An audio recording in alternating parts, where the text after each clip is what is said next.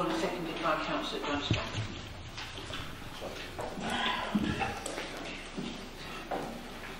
Chair, before I begin, I'd like to thank the officers and scrutiny committee who prepared such a detailed report that has been the basis of this motion, which I shall be drawing on quite heavily tonight.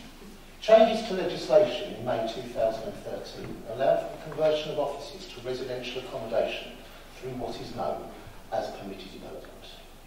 Harlow has a significantly higher number than many other areas in Essex of these developments, such as Redstone House, Templefields House, Terminus House, Greenwood House, and many others.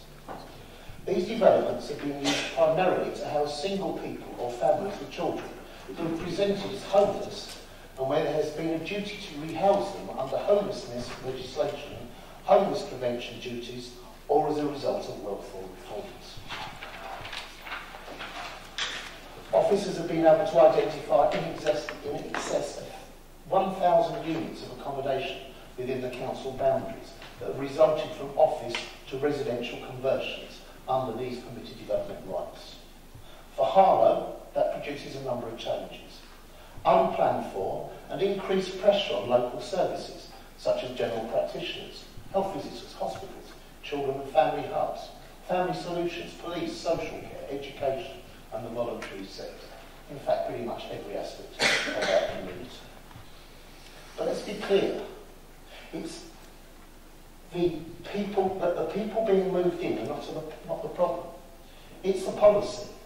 In fact, the people being moved into these conversions are victims. The report says the negative impact on families placed out of area can be huge. This is particularly true for children and young people because they're removed from familiar surroundings, extended family and friends, and their education is often interrupted, which may go on to result in children not fulfilling their true academic potential. They may also be exposed to antisocial behaviour and criminal behaviour, which has been reported to have taken place at some of the sites. Adults are also affected because they're removed from their usual support networks. The report goes on. The majority of conversion sites in Harlow are within industrial areas, and whilst accommodation can be of acceptable quality, there are significant concerns about the appropriateness of placing families with children in such locations. For example, the lack of easy access to public transport, distance to schools, health service, etc., etc. It's resulted in a high volume of calls to Essex Police. An unknown male brandishing a knife in full view of children. Suspected drug dealing and drug use. The misuse of alcohol by residents, and I could go on and on. This motion asks the Council to take all steps possible, working with government, working with other councils, and I personally have already approached a number of other council leaders who are using the accommodation in this town to ask them about how they're going to help us deal with those problems. And take whatever steps we can to ameliorate the problems caused by this legislation. I accept that the legislation was perhaps was well intentioned. However, the unintended consequences have been hugely damaging to this town, and we must seek to do what we can to stop it. I believe that Councillor Carty, you've got an amendment for this motion. I do indeed, Madam Chair.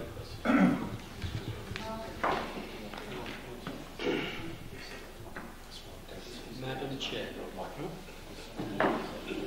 Madam Chair. John, Councillor Strachan, do you reserve the right to... I reserved it. Yeah. That's right, it is a second Yeah. reserve. Yeah. Right. Carry on.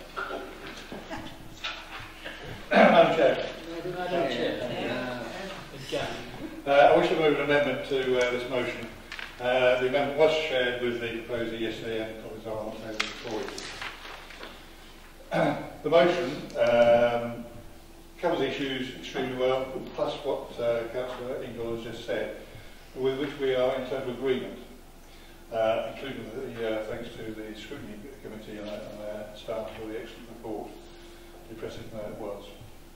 The purpose of the amendment is to sharpen the objectives and support the letter recently forwarded by Robert Halford MP to the Secretary of State for Communities, Housing and Local Government. So we are all agreed on what needs doing. As we've heard, the quality of life of people living in some of these conversions falls a long way short of what was envisaged in the Gibbons Master Plan. The appalling conditions for children with no play areas, long distances to school and so on, demand that something needs to be done now. The unexpected strain which a thousand unplanned homes and families puts on our local services is unacceptable, and a far better system with enforcement protocols is required. The distortion to our local plan is untenable. How are these unplanned properties treated? Against the number of new homes required each year? What impact, if any, do they have on the housing numbers on the draft local plan? Madam Chair, it's a mess. In his speech on Monday, the Chancellor of the Exchequer made reference to permitted developments, and he said, the government will consult on planning measures to support high streets to evolve. As part of this, it will consult on creating a more flexible and responsive change of use regime with new permitted development rights that make it easier to establish new mixed-use business models on the high street. It's interesting that he referred only to the high street, which suggests that offices in employment areas should not have been included in the amended regulations. So we need to make our case as soon as possible and get it on the government's agenda. I do hope we can work together on alleviating this blight on the lives of our residents and our local services. I move. Councillor Johnson, you seconded this. Do you want to reserve your right to speak? Please, Madam Chair. We now debate this amendment. Councillor Danvers. So I can't support the amendment, surprisingly, if it's associated with the name of our MP. Because if you actually look at the Parliament's Hansard, you will find in 2016, as the Housing and Planning Bill was going through, at every single stage, somebody called Robert Halford, who seems to now have changed his tune, was actually in those lobbies voting for it every time. Backed by a government in 2013, when the directives were first introduced by Eric Pickles, who said he believed in localism, actually incorporated into law in 2016. There are possibilities of exceptions, and not surprisingly, when this was first voiced by Pickles, somebody called Boris Johnson, as the Mayor of London, went to the government and asked for an exemption. Where was the exemption? Which was given? The City of London. They can't actually deal with this in the City of London, but people in Harlow have to actually deal with this. People in many areas where there's deprived communities, they're actually sending people out of London. In fact, when I went to the leaders' meeting on behalf of Mark only the other month, all of the Essex leaders were condemnatory of this policy and condemned many of the London boroughs in actually following this particular policy. It's been there for a long time. I'm not prepared to actually see somebody who's actually been a proponent of a policy suddenly being presented by the opposition party as somebody who's now against it. I know he does this a lot of the time, but at the end of the day, to me, it's quite unacceptable to actually put it into a resolution. Any more councillors in the debate? Okay, Councillor Johnson. Thank you, Chair. You know, sometimes I can't believe Councillor Danvers, Chair. He obviously, yeah. Thanks, Councillor Burton, and that's exactly what we're talking about being talked over. You disgusting individual. Can we please come to order? Thank you very much. Sorry, I do apologise, Chair. You did say it was disgusting to talk over each other, and that's me what I was agreeing with. So, Councillor Danvers talks about our MP being in voting lobbies, and he obviously doesn't understand how parliamentary bills are processed and how they're voted for. this particular part of the permitted development rights gave rise to an unintended consequence. And the leader of the council, and to be fair to him, he raised this with myself and my deputy the very first time we met, and we did offer the chance to work with him on blighting this, and him and I have spoken about this since, about the blight that this has caused on our town, the problems that this has caused for our town. And I do honestly believe, Chair, it's the unintended consequences of the bill. The permitted development rights were there to make sure that in big cities, in big industrial cities up north, where there were large numbers of industrial units, ex-industrial units laying vacant, they could be used quickly for housing. And it seemed to make sense, and it made sense to me at the time as well. I never realised the logical end game of that in Harlow, with some of these places that are so far out of the way being used in this way. And I do agree it has caused problems and concerns. And like Councillor Carter has said, we'll be supporting this motion tonight, regardless of what the party politics of those opposite about throwing out an amendment that's useful and helpful just because it bears the name of the MP. Wow, how childish. These permitted developments have caused problems. And what we've seen is, as the leader has said, we've seen people being effectively dumped by London boroughs in areas that don't have any community, that don't have access to shops, that don't have access to any decency. And often, unfortunately, these individuals are the most complex of needs, the most complex of cases. And that brings with itself a real problem for our town, for our social services, for our police force, for our housing officials. It brings a whole number of problems. And again, I think that was the unintended consequences of the bill. So I'm not going to slag off any of the MPs that voted for this bill at the time. And there were members in various voting lobbies from both sides during the bill. I looked at the as well. And I don't think it's right to say, just wholesale, the whole bill was wrong because of one small unintended consequences, as serious as that unintended consequence may be. So I know, and the leader knows, that Rob has been making representations on this. I've always said to him that we will be supportive on this issue because I think this loophole needs closing. I think it needs to be. And I do thank as well the scrutiny committee. Councillor Carter spent a great deal of time on that scrutiny committee, and that's why I think he was best placed to come up with some of these amendments. And others too, but I'm saying that's why I think he was best placed to come up with some amendments to this, to make the motion that we're going to pass tonight, hopefully, more enforceable and more helpful. But we've heard what the Labour Party want to do tonight. They don't want to support it just because it's got Robert's name on it. Again, have a suspicion that might be more to do with elections and by-elections and things like that than anything else, or just pettiness. It's clear that they're going to vote our amendment down. That's fine if that's what you choose to do, but I understand why you're doing it, and it's petty. That won't stop me from asking my group to support the main motion. Thank you. Thank you, Councillor Johnson. Councillor Ingle. Chair, this amendment indicates the Council's opposite support the thrust of our motion, and we welcome that support. Thank you. Our MP's letter on this issue to the Minister concerned indicates that he sees the harm this piece of Tory legislation is causing. It's a shame he didn't speak up about it when it was being introduced. Nonetheless, we welcome his change of heart and his support for the work this Labour Council is doing. However, we do not accept the amendment, and not for petty reasons. Let me explain. The detailed actions suggested in the amendment, numbered 1, 2, 3 and 4, in our belief, are covered in the general terms of the motion.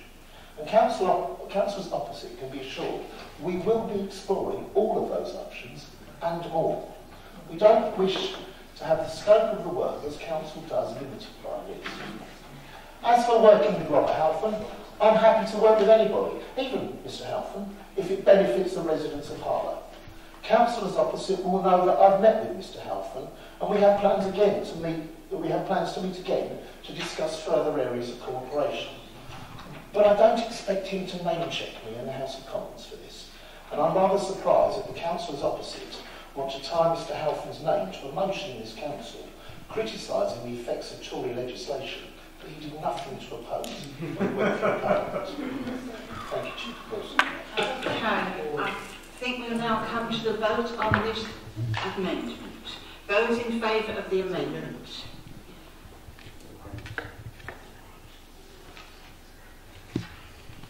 Those against?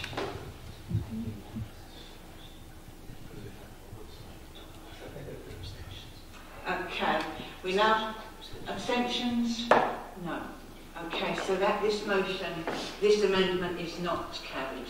So we now go back to the substantive motion. Councillor Mark Wilkins. Thank you, Chair. I will be brief. In speaking to the substantive motion, which does have a reference to the government in it, by the way, I just want to add some, I think, what we'd all agree with, but someone who personally has worked in the Midland Temple Fields for over the last 40 years, and someone who trundles along on a push bike every single day to and from Temple Fields, I'm probably best placed to see the effects of some of the issues that this has caused, this permitted development, unintended consequences apparently. What you see in Temple Fields now is children playing 5-10 metres away from the middle of Edinburgh Way, with the amount of heavy duty traffic travelling up and down. It's just not suitable, it's just not safe.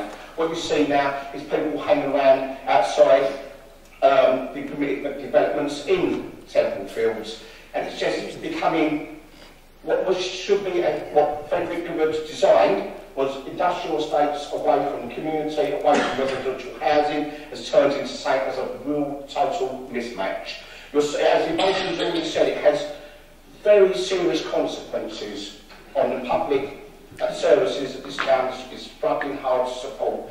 Health, police force, fire engines, education, very, very important services. This is putting unnecessary strain on all those services. As Councillor Ingle put in his motion, Temple Fields alone, as I know fully well, is poorly served by public transport and causes many, they're just not suitable places for permitted development. I understand, to be fair, with my housing background, some of the rationale behind the thinking. We do have a major issue in this country around homelessness. We do have a major issue in this country around trying to provide temporary accommodation.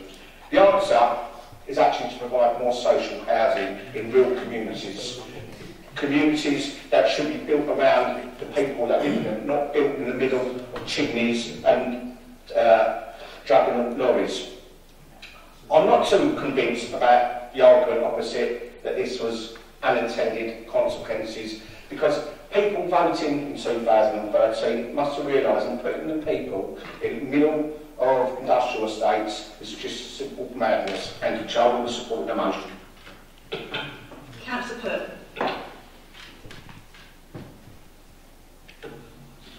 Yes, thank you, Chair. Well, first of all, I want to say that as a governor of a school, which is in my ward, Markham ward, and the fact that a large number of these permitted developments are also in Markham, I know exactly from first hand the problems that it's causing to local schools and other services. But I think to suggest, you know, as Mark's... Councillors, can we please have one person... As Mark's just issued, to suggest that this was totally unseen, you know, could possibly be predicted, I would suggest it is not true. In fact, to suggest that it was only designed for the north, how often have we heard tourists talk about the north as if it's some, you know, wild land where strange things happen? The fact is that it was never going to happen up north because they've got plenty of cheap housing already.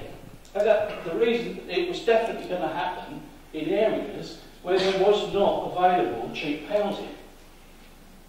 Now, I've been told by Councillor Hazen from East Herts that she's discussed this personally with ministers and basically been told there's no way this policy is going to be changed because it ticks all the boxes as far as the government is concerned in getting people off the homelessness and housing list. That, if you like, it's seen in government as a positive thing, even though they accept the social consequences. I just also want to refer to the effect this is likely to have on our plans for the town centre. Because although obviously the most serious problems are caused to the individuals who are housed in these places, and you know, we've heard about the effect, the social consequences of community development of this sort. Perhaps not as important, but just as sure is going to happen is the effect it's going to have, and it's already having on the town centre. Our town centre action plan is supposed to be for like raising the profile of the town centre in preparation for a new role that it will play in all the people coming to work in our new plants and industries that are going to be set up in the town. And it's a place of entertainment and so on. But that relies on it having an attractive outlook. It relies on investment. And unfortunately, a side effect, not perhaps the most important effect, but a side effect of what's happening with Turner's House, Redstone House, is that it's not, if you like, the sort of thing that's going to encourage inward investment into our town centre. So there's that as well. As far as the Councillor Carter's point about high street conversions, I think he's basically clutching at straws there to try and explain this away. The fact is, the high street conversions that are being talked about are just expanding the opportunities for these landlords to exploit more people by turning shops into flats. Because there's lots of shops that are, as a result of forces which we're all aware, shops are closing and being left empty. The tourists see another opportunity where they can put people who can't afford proper housing into shops. That's what the high street conversions are all about. And unfortunately that might also apply to Harlow Town Centre as well, because high street is just another word for retail streets. I don't think it means, you know, something to do with gentrification. So I'm strongly in support of this motion, and we need to get with other councils and actually force this issue up the political ladder, so it's something that the government can't ignore and has to turn away from what they regard as the beneficial effects. Any more councillors before Councillor Strachan? No, okay. Councillor Strachan. Thank you, Chair. Well, most of the things I was going to say as I've been crossing off my speech have already been said by everybody, which is a shame going last. But I'm just going to go over what other people have said, really. I mean, since the GBDO was implemented, I don't necessarily think that actually it was thought out. I think a lot of it was unintended. It was just cobbled together, and we've seen, what is it, the three rather large amendments since then to try and bring it back into some sort of order. But as I said, most people have already said what I was going to say, but I'll use some personal things. I spend most days going to Flex Meadow, and I go past Shield House every single day. I look at that, and as many a time I've had to actually brake. I like most people, because if you go outside, the kids are playing outside. It's a slope down, the balls throw down, and it was nice weather. They put a paddling pool outside. That's families. Now, I know that nobody in this chamber thinks that's suitable housing for a family. Nobody. So, yes, as Danny said, we need to ask other councils to, band together and start saying, let's look at this, let's revisit it, and actually, specifically around the B1 to C1, changes of uses. Quite simply, I can't see many councils. The real problem is especially in London, are going to support this, because actually they're abusing the system, as we all know. And it isn't one particular political party who's running that council. Every single political party seems to be doing it if they can get away with it. But, so, I'll just finish up by saying I fully support this motion, and thank you very much. Councillor Ingle, could you sum up now? Thank you, Chair. Councillor Carter's amendment, even though we didn't support it, is welcome, because it showed that both sides of this council recognise the pernicious effect this legislation is having, whether by design or by accident, on children and their families, vulnerable children and vulnerable families. So we welcome the support of the council's officers. The MP's letter that I referred to and have read lifted up almost in its entirety, as it was, from the scrutiny committee report, shows he read it and shows he shares our concerns about the effect that this ill-thought-out piece of legislation is having on our town centre and on our existing residents and the services that we provide. I hope that now we've done the pantomime politics bit, we can come together with unanimity to support this motion, allowing this council to do all in its power to prevent. Okay, we now, abstentions? No. Okay, so that this motion, this amendment is not carried. So we now go back to the substantive motion. Councillor Mark Wilkins. Thank you, Chair. I will be brief. In speaking to the substantive motion, which does have a reference to the government in it, by the way, I just want to add some, I think, what we'd all agree with. But someone who personally has worked in the middle of Temple Fields for over the last 40 years, and someone who trundles along on a push bike every single day to and from Temple Fields, I'm probably the best placed to see the effects of some of the issues that this has caused, this permitted development, unintended consequences apparently. What you see in Temple Fields now is children playing 5-10 metres away from the middle of Edinburgh Way, with the amount of heavy duty traffic travelling up and down. It's just not suitable, it's just not safe. What you see now is people hanging around outside the permitted developments in Temple Fields, and it's just becoming what should be what Frederick was designed was industrial estates away from the community, away from residential housing, has turned into something as a real total mismatch. As the motion's already said, it has very serious consequences on the public services that this town is struggling hard to support. Health, police force, fire engines, education, very, very important services. This is putting unnecessary strain on all those services. As Councillor Ingle put in his motion, Temple Fields alone, as I know fully well, is poorly served by public transport and causes many, they're just not suitable places for permitted development. I understand, to be fair, with my housing background, some of the rationale behind the thinking. We do have a major issue in this country around homelessness. We do have a major issue in this country around trying to provide temporary accommodation.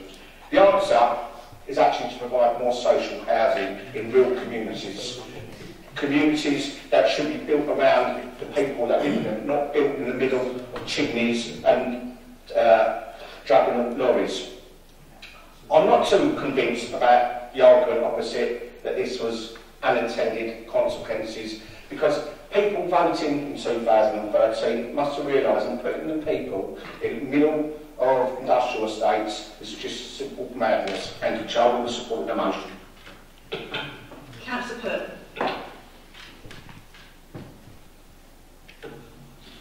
Yes, thank you, Chair. Well, first of all, I want to say that as the governor of a school, which is in my ward, Markham ward, and the fact that a large number of these permitted developments are also in Markham, I know exactly from first hand the problems that it's causing to local schools and other services. But I think to suggest, you know, as Mark's... Councillors, can we please have one person... As Mark's just hinted, to suggest that this was totally unseen, you know, could possibly be predicted, I would suggest it is not true. In fact, to suggest that it was only designed for the north how often have we heard tourists talk about the north as if it's some, wild land where strange things happen? The fact is that it was never going to happen up north because they've got plenty of cheap housing already. And the reason it was definitely going to happen in areas where there was not available cheap housing. Now, I've been told by Councillor Hazy from East Herts that she's discussed this personally with ministers and basically been told there's no way this policy is going to be changed because it ticks all the boxes as far as the government is concerned in getting people off the homelessness and housing list. That if you like, it's seen in government as a positive thing, even though they accept the social consequences. I just also want to refer to the effect this is likely to have on our plans for the town centre. Because although obviously the most serious problems are caused to the individuals who are housed in these places, and we've heard about the effect, the social consequences of community development of this sort. Perhaps not as important, but just as sure is going to happen is the effect it's going to have, and it's already having on the town centre. Our town centre action plan is supposed to be raising the profile of the town centre in preparation for a new role that it will play in all the people coming to work in our new plants and industries that are going to be set up in the town. And it's a place of entertainment and so on. But that relies on it having an attractive outlook. It relies on investment. And unfortunately, a side effect, not perhaps the most important effect, but a side effect of what's happening with Terminus House, Redstone House, is that it's not, if you like, the sort of thing that's going to encourage inward investment into our town centre. So there's that as well.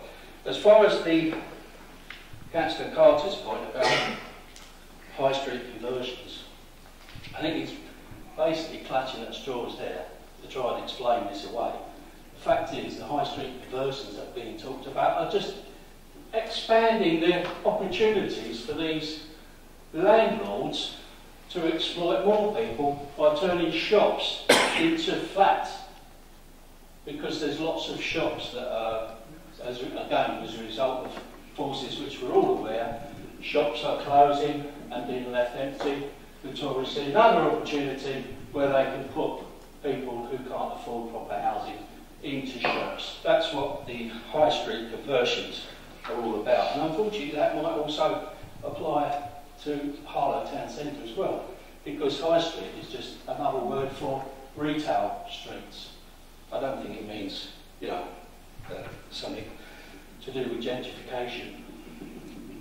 So I'm strongly in support of this motion, and we need to get with other councils and actually force this issue up the political ladder, so it's something that the government can't ignore and has to turn away from what they regard as the beneficial effects.